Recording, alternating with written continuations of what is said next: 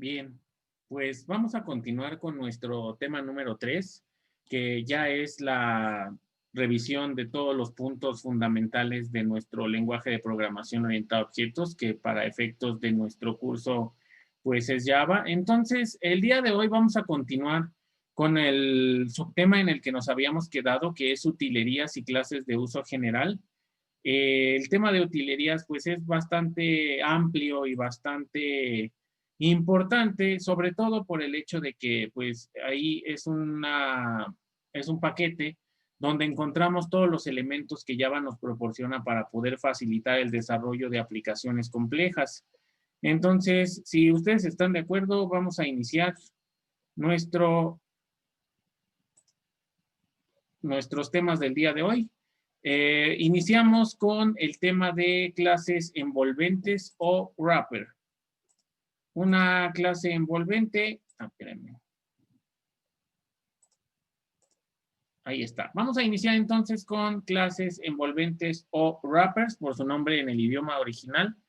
Lo primero que hay que decir acerca de este punto es que en ocasiones surgen diversos problemas para la conversión de tipos de datos de unos a otros. Y en el caso de del tratamiento que se le da a los objetos, puede cambiar en el desarrollo de un mismo programa. Esto es un concepto que ahondaremos más adelante, que es el de polimorfismo. Y bueno, en el caso de las clases envolventes, proveen un mecanismo para convertir o para envolver tipos de datos primitivos en objetos. La función principal y el propósito de existencia de este tipo de clases envolventes es el de convertir tipos primitivos en objetos. Y de ahí viene el nombre de wrap, que es la traducción de envolver, por eso es que se les llama así. Al tratarse como objetos, las clases envolventes contarán con atributos y métodos, y a partir de ahí se podrán hacer diversas acciones en nuestros programas y sobre todo interactuar con el resto de los elementos que también participen en un programa, que pues van a ser objetos. Las clases envolventes se encuentran en el paquete JavaLang. Y algo importante que hay que mencionar acerca del paquete JavaLang es que ese paquete se incluye de manera implícita siempre que usamos Java. Eso quiere decir que todo lo que haya dentro del paquete JavaLang no necesitamos incluirlo explícitamente con una instrucción import. Todo está ya listo para que lo podamos utilizar. Por ejemplo, así nada más como dato curioso, otra clase que está en el paquete JavaLang es la clase Math, donde tenemos las funciones para raíz cuadrada y algunas otras operaciones matemáticas. Entonces, ahí hay otro ejemplo de cosas que ya están ahí incluidas de manera implícita y que podemos utilizar en el momento que lo necesitemos. ¿Sale? Las clases envolventes corresponde una para cada tipo primitivo. Y bueno, lo que hay que aprendernos aquí es que la clase envolvente para int es integer y la clase envolvente para char es character y todas las demás se llaman igual, pero con la primera letra en mayúscula. Acuérdense que por convención de programación orientada a objetos, los nombres de las clases siempre empiezan con mayúscula. Además de que si lo tomamos como minúscula, se trata de un primitivo y por consiguiente también de una palabra reservada. ¿Sale? Entonces, esos serían los nombres para nuestras clases envolventes de Java. Los atributos que tienen las clases envolventes son estáticos. Eso quiere decir que para poderlos utilizar requeriremos el nombre de la clase. Los atributos, pues, son en realidad como 6. Los que podrían llegar a utilizar sería size, max value o min value, que podrían dar los valores máximo y mínimo, o el tamaño en bytes de los objetos de este tipo. Y en cuanto a los métodos, pues sí hay varios métodos que cuentan estas clases y algunos de los más importantes es el método compare, que recibe 2 primitivos, el método compare_to, que recibe una clase envolvente y que la compara con la que estés revisando, el método min o el método max, que devuelve el mínimo o el máximo entre 2 primitivos, el método value_of, que recibe un string, y el método value_of, que también recibe un tipo primitivo. Ahora, creo que una de las cosas más importantes de las clases envolventes, que son las que podemos ver en el parse int, parse float, parse char, Cada una de las clases envolventes tiene su propio parse. Una de las utilidades más importantes es el de poder convertir cadenas, que también son objetos, en tipos de datos numéricos. Para poder convertir cadenas en tipos de datos numéricos, podemos utilizar el método parse o el método value of, ¿sale? Esos métodos van a ser algunos de los más utilizados porque constantemente en nuestros programas requerimos convertir cadenas, podemos requerir convertir cadenas a datos numéricos, ¿sale? Por ejemplo, cuando hablamos de un entero, que es un tipo de dato primitivo, si queremos convertir una cadena a ese entero, pues usamos el método parseInt, que es un método estático, y por eso es que lo usamos con el nombre de la clase. Si la clase es integer, pues podemos usar el parseInt con la cadena que queremos convertir en tipo primitivo. O si queremos hacer la conversión de un string en un objeto, en una clase envolvente, pues utilizamos, declaramos el objeto de tipo de la clase envolvente y usamos el método valueOf, que también al final de cuentas ambos reciben un string. Pero ojo, hay que tener cuidado porque eso, si no se hace adecuadamente, nos podría llevar a algunos problemas. Entonces, estas dos instrucciones son correctas. ¿Qué problemas podríamos tener? Que si queremos hacer un parseInt a un elemento que es un string que no es un entero, pues nos va a marcar un error. O si queremos hacer un valueOf de algo con la clase integer y lo queremos almacenar en un integer, pero el string es un número que no es de tipo entero, pues también nos causaría un error. ¿Sale? Ahí a lo mejor se quedaría que vayan investigando si estos errores que nos cometen las clases de envolventes son errores de compilación o son excepciones. ¿Sale? Pero bueno, estos dos no lo usen así, estos dos sí úsenlo así. Y pues la otra cosa importante acerca de las clases envolventes es que todas estas conversiones que se realizan por lo general de objeto a primitivo o de primitivo a objeto, más allá de los métodos que nos está proveyendo la clase para poderlos realizar, pues estos métodos se realizan, estas conversiones por lo general se realizan en automático y a ese procedimiento de convertir las clases envolventes en primitivos o los primitivos en envolventes se le llama autoboxing. Java proporciona un mecanismo automático para el manejo de primitivos y de clases envolventes. El autoboxing consiste en una conversión entre tipos primitivos y sus envolventes cuando se usan en el flujo de un programa. Un ejemplo importante es el uso de autoboxing que se da en las colecciones, ya que todos los elementos que se almacenan en ellas son objetos, pero el usuario puede ingresarlos como primitivos. Entonces, por ejemplo, si tú tienes una lista, que es una array list, que es de tipos integer, al final del día lo que se va a almacenar en esta lista son objetos. No se van a almacenar primitivos, porque en cualquier colección se almacenan objetos. Y en el momento en que tú agregas elementos a la lista, esos elementos que agregas están de acuerdo que aquí, al usar el contador en un ciclo for, estamos declarándolo como un tipo primitivo. Entonces, a pesar de que tú agregues a la lista un tipo primitivo, el autobox de Java va a hacer lo que convierta ese primitivo en objeto y tú puedas trabajarlo en la lista como un objeto. ¿Sale? Y bueno, pues vamos a ver un poquito más adelante un ejemplo rápido de clases envolventes para que esto quede un poco más claro. Por lo pronto vamos a avanzar con otras utilerías que también podemos encontrar en este paquete de java.util. El lenguaje proporciona clases que sirven para complementar el desarrollo de aplicaciones. Las utilerías no son parte de la biblioteca estándar, por lo cual cada vez que se necesiten usar se deben importar. Debemos usar la palabra import, java.util, y con esto en automático estamos trayendo hacia nuestro archivo todas las clases de la biblioteca util. O en lugar del asterisco podemos escribir el nombre de la clase específica que queremos trabajar. y pues eso se puede combinar con otros import de otras clases y bueno, eso es lo que hay que agregar antes de la declaración de nuestras clases.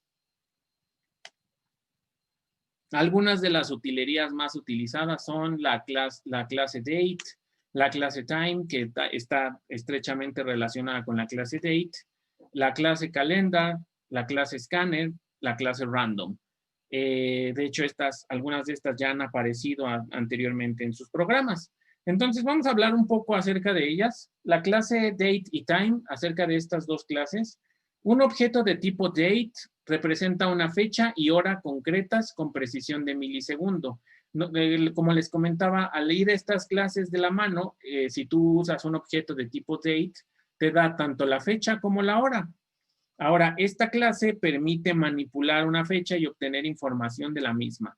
Al ser una clase, pues también tiene sus propios métodos con los cuales pueden trabajar. Algo importante que decir de la clase date y time, que apareció desde la versión 1 de Java, sin embargo, muchos de sus métodos se encuentran obsoletos, por lo que prácticamente ya no se utiliza. Entonces, aquí abriendo un pequeño paréntesis de nuestra carpeta de Java útil, Java no solo cuenta con la clase date para el manejo de fechas. Java creó a partir de la versión 5 un paquete llamado time que cuenta con otras clases importantes que en ocasiones, o más bien en la actualidad, son más utilizadas que la clase date, que es la clase clock, la clase local date time, local time. En general, todo el paquete de Java time es ahora más utilizado y tiene muchos más métodos y muchas más funcionalidades que la clase date. Entonces, por ahí el ejercicio que tienen pendiente en su práctica, les recomiendo ampliamente que lo hagan con estas clases y no con la clase date. ¿Sale? Así que para esa parte trabajen con lo que haya en el paquete Java Time. Y como siempre, para mayor información consulten la API de Java, que es nuestra fuente más confiable para saber cómo trabajan cada una de las clases que se encuentran en este lenguaje de programación. Entonces, en resumen de esto, si quieren trabajar fechas, usen el paquete time y las clases que ahí vienen para trabajar. Volviendo a nuestro Java útil, tenemos la clase calendar. La clase calendar es muy sencilla, cuenta con métodos para operar, consultar y modificar las propiedades de una fecha aplicada sobre un calendario. Entonces, es una clase especial, por lo que se suele usar el método getInstance. Entonces, si estas fechas ustedes las quieren usar como a modo de calendario, para eso está esta clase. El método getInstance crea un objeto de la clase conteniendo la fecha de ese momento. Es muy sencillo de utilizar, se puede crear un objeto de tipo calendario, de la clase calendar, y con la llamada al método getInstance se puede crear una fecha con el calendario completo. Y el conjunto de métodos set permite establecer una fecha, mientras que los métodos add y roll, que son parte de la clase calendar, permiten cambiar las fechas sumando o restando ciertas cantidades de tiempo. ¿Sale? Y bueno, pues con respecto a cualquier utilería de Java, pues la mejor manera de aprenderla es utilizarla. Por ejemplo, tal es el caso de la clase Scanner que aprendimos a utilizar hace algunas sesiones. La clase Scanner, como ya vimos, se usa para obtener la entrada del usuario. Es preciso crear un objeto de la clase Scanner asociado al dispositivo de entrada, con el cual se podrá recibir la entrada del usuario. Ahora, esta clase Scanner, nosotros la hemos visto y la veremos durante varias sesiones, solamente para usarla con el método de entrada del teclado. Pero también se puede utilizar para cualquier otro dispositivo de entrada, como lo podrá hacer más adelante el uso de archivos, ¿sale? Entonces, por ahí si alguien necesita usar archivos en Java, pues también va a aparecer en algún momento la clase Scanner o los métodos de la clase Scanner. Los métodos más utilizados de la clase Scanner, pero no los únicos, son next, boolean, byte, double. En sí, next con cada uno de las clases envolventes que se van a expresar en tipos primitivos a través del autobox. Y también está por ahí el método nextLine, que sirve para leer la entrada como una cadena o string, ¿sale? Y bueno, insisto, la mejor manera de aprender más a detalle acerca de la clase Scanner, pues es seguirla utilizando. También tenemos como otras utilerías la clase Random, la cual en diversas aplicaciones y programas se requiere para generar números aleatorios y que por ahí no sé si en algún ejemplo ya la empezaron a utilizar y pues también es una clase que es importante que conozcan. Algunos métodos de esta clase no son estáticos, por lo que se requiere instanciar objetos para utilizarla. Algunos otros sí lo son. ¿De qué depende el hacer un objeto random o hacerlo directamente con un método estático? Pues depende del diseño de tu programa, ¿no? Del diseño de tu programa y cómo es que quieres crear tus números aleatorios. Y pues bueno, pues básicamente esto sería lo más importante de las clases del paquete util de Java. Pero bueno, ahí hay bastantes más clases que poco a poco irán surgiendo conforme ustedes hagan programas y vayan tratando de hacer nuevas cosas. Recuerden que la idea de estas utilerías es no redescubrir el hilo negro y aprovechar las cosas que el lenguaje ya nos provee. ¿Sale? ¿Hasta aquí alguna pregunta? ¿Hasta aquí alguna pregunta o algo que mencionar?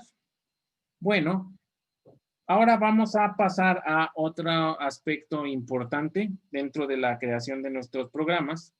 Ya vimos las diferentes utilerías que podemos trabajar. Bueno, si quieren, antes de pasar a ese nuevo subtema, vamos a ver algunos ejemplos.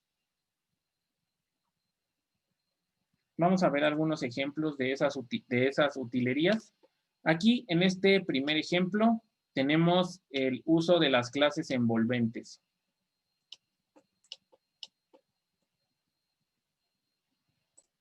En este primer ejemplo, lo que hacemos es crear tipos de datos primitivos, como un byte, un int, un float, un double o un char, y a partir de esos datos, tipos de datos primitivos, utilizarlos para crear objetos de nuestras clases envolventes, que son byte, integer, float, double. Aquí, en la manera en la que estamos creando los objetos es con el constructor de la clase envolvente, y el parámetro del constructor pues es directamente el valor de nuestro tipo de dato primitivo. Aunque aquí también tendríamos la alternativa de crear nuestros objetos de las clases envolventes directamente con un valor específico acerca del tipo de dato, en este caso un nuevo entero que sea 45 y no necesita ser este 45 una variable, como acá puede ser un valor directo y eso nos sirve también para crear un objeto de tipo integer. Ahora, aquí nuestro IDE nos está dando una advertencia. La advertencia nos dice que no es necesario hacer el boxing o el constructor de nuestro objeto. La razón por la que nos dice eso es porque precisamente el autobox trabaja automáticamente convirtiendo los primitivos en objetos y los objetos en primitivos. ¿Sale?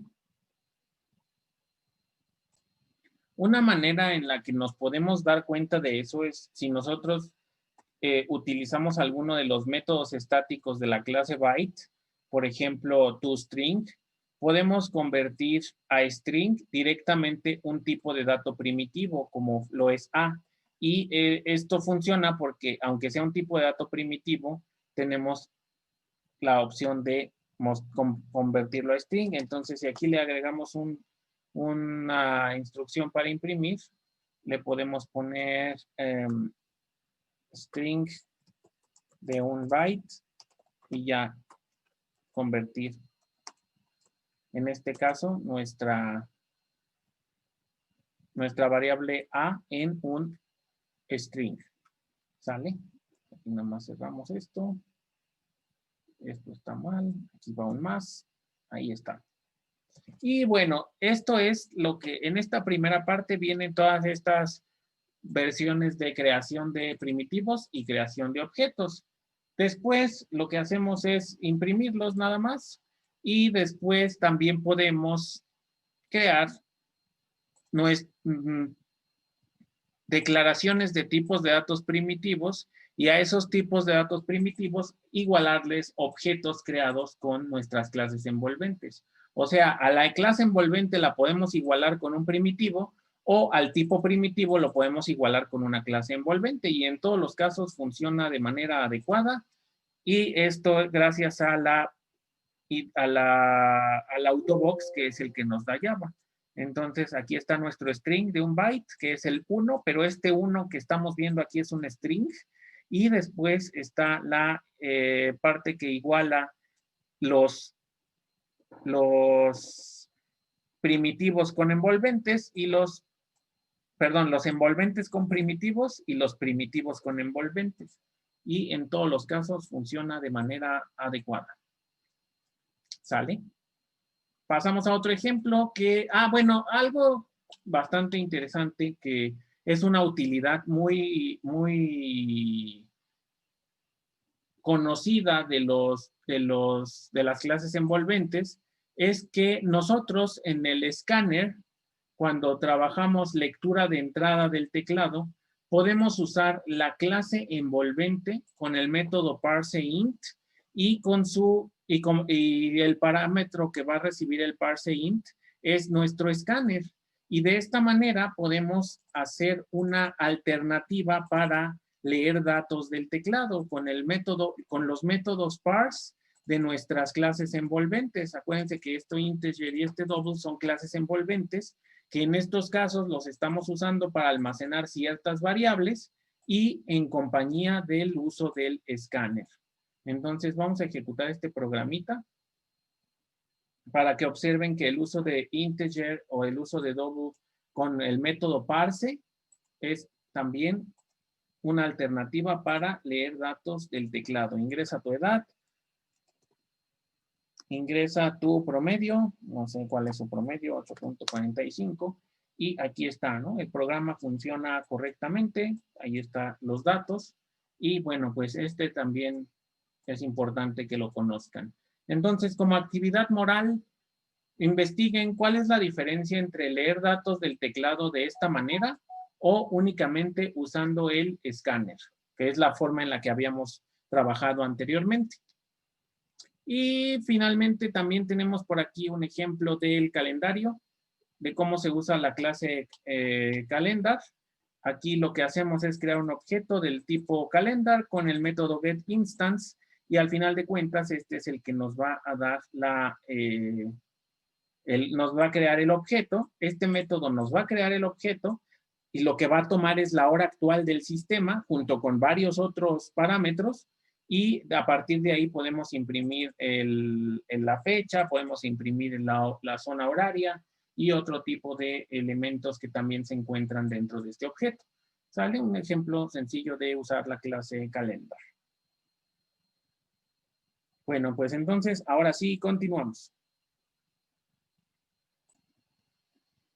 Muy bien, pues nuestro siguiente subtema que vamos a revisar es el de organización de clases. También es importante, ahora que ya vamos a empezar a trabajar con aplicaciones y elementos más complejos, pues es importante llevar una organización de clases apropiada. Para la organización de clases, pues vamos a hacer uso de paquetes. En Java, un paquete o package es una agrupación lógica de clases que cumplen un propósito determinado. Los paquetes se utilizan para organizar adecuadamente las clases. Un paquete proporciona una forma o una manera de nombrar una colección de clases o un grupo de clases que se relacionan entre sí de alguna manera.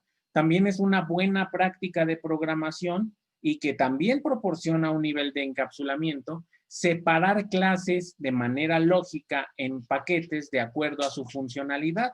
Clases similares a un cierto paquete y otro grupo de clases similares a otro paquete. ¿Sale? El uso de paquetes proporciona un mecanismo de control de acceso, por lo tanto es un medio por el cual las clases pueden ser encapsuladas. En los ejercicios que hemos hecho hasta el momento, como todas las clases se encuentran en el mismo paquete, no hay problema de que se vean unas a otras, pero aquí con el uso de paquetes podemos empezar a hacer ese tipo de restricciones. Ahora, la forma en la que se implementa un paquete en el sistema operativo es a través de carpetas. Entonces, en nuestro programa, un paquete va a ser igual a una carpeta, ¿sale? De manera física, las clases que se encuentran en un mismo paquete, pues van a estar en una misma carpeta. ¿Sale? Ojo con eso, porque esta parte es muy importante de entender. Ahora bien, para especificar a qué paquete pertenece la clase o las clases que se encuentren en un archivo, se debe especificar en la parte de arriba. Debe ser lo primero que debemos escribir.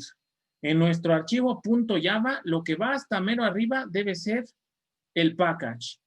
¿Sale? Cuando queremos definir un paquete, tiene que ser lo primero que tiene que estar en nuestro archivo.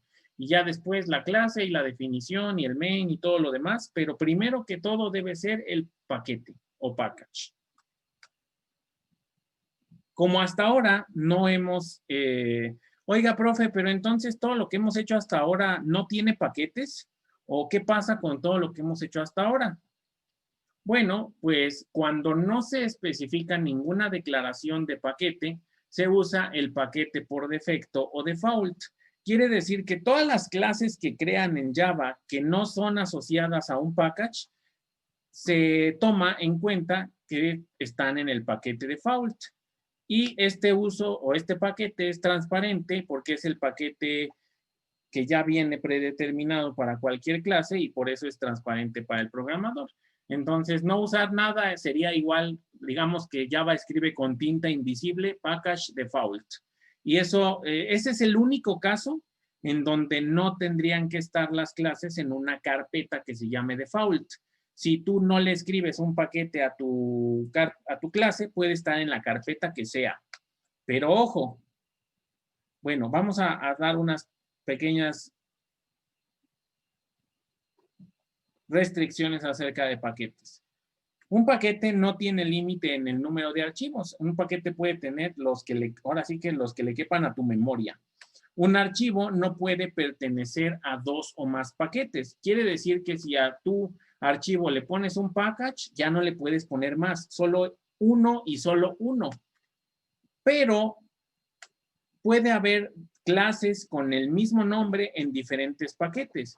De manera análoga, así como puede haber un Juan del salón 201 y un Juan del salón 514, pues puede haber clases con el mismo nombre en diferentes paquetes, ¿sale? Y hay que tener cuidado con esa parte. Ahora sí, lo que les decía hasta hace un momento es que hasta este punto, las clases que hemos utilizado no tienen un paquete específico, por lo cual pueden estar en la carpeta que sea. Pero si se indica que un archivo pertenece a un paquete determinado, entonces el archivo se debe ubicar forzosamente en una carpeta con el mismo nombre. Quiere decir que si yo a mi clase que se llama Unarios y tiene main y cosas, le pongo package prueba, adentro de la carpeta del sistema operativo que se llame prueba, tiene que estar esta clase. Si no, no va a funcionar. ¿Sale? Y también algo importante es que el uso de paquetes en archivos se puede usar de manera anidada, tal como funcionan las carpetas. Quiere decir que si yo quiero adentro de carpeta 1, carpeta 2 y carpeta 3 poner 3 clases, al momento de declarar su package, yo lo hago separando con puntos. Quiere decir que el package o la ruta completa de estas clases va a ser carpeta 1, punto, carpeta 2, punto, carpeta 3. Y así yo puedo crear cualquier nivel de anidamiento para las clases de mis programas. ¿Sale? Ahora bien, ¿qué pasa en la compilación y en la ejecución? El uso de paquetes. Oiga, profe, ¿a poco el uso de paquetes afecta la compilación y la ejecución? Sí, totalmente. Cambia completamente la manera de compilar y ejecutar. Para el proceso de compilación de nuestras clases, se puede hacer dentro de la carpeta o desde afuera indicando el nombre completo. Por ejemplo, si yo tengo una clase que se llama ejemplo 1 y esa clase está dentro de la carpeta prueba y esa clase se definió package como prueba, para compilarlo puedo escribir javac prueba, que es la carpeta antidiagonal y con el nombre del archivo. Eso si yo estoy posicionado afuera de la carpeta. Si yo estoy adentro, si yo me meto en la consola adentro de la carpeta prueba, entonces yo puedo compilar como hasta ahora, javac, ejemplo 1.java. En la compilación, ambas alternativas son correctas, pero en la ejecución, forzosamente, necesariamente la ejecución, tiene que ser afuera de la carpeta indicando la ubicación completa. Es decir, Java prueba punto ejemplo 1. Y si estuviéramos hablando bueno, esto asimílenlo, porque esto es muy importante. ¿Sale? La compilación, yo les recomiendo que se acostumbren a hacer tanto la compilación y la ejecución desde afuera para que puedan tomar completo el nombre de la carpeta o el paquete, antidiagonal, nombre de la clase. Y si están anidados, pues tienes que poner todas las carpetas que estén anidadas. Compilación y ejecución. ¿Sale? Ahora, ¿qué pasa si tengo paquetes anidados, como el de hace rato de carpeta 1, carpeta 2, carpeta 3? Pues la ejecución se realiza en la carpeta superior inmediata del primer paquete que se especifica. Quiere decir que si mi paquete empieza en carpeta 1, yo la ejecución la tengo que hacer afuera de carpeta 1. Es decir, si quiero ejecutar lo que hay, el main está en ejemplo 4, lo tengo que hacer así, Java, me tengo que posicionar afuera de carpeta 1, que es escritorio, y ahí tengo que poner Java, carpeta 1, carpeta 2, carpeta 3 y ejemplo 4. Y acuérdense que en la ejecución, pues a ejemplo 4 ya no se le pone el punto Java. Igual que acá, ya no se le pone el punto Java. ¿Sale? Y pues básicamente este sería el uso de carpetas. ¿Sale? Y de paquetes y de la agrupación lógica de paquetes.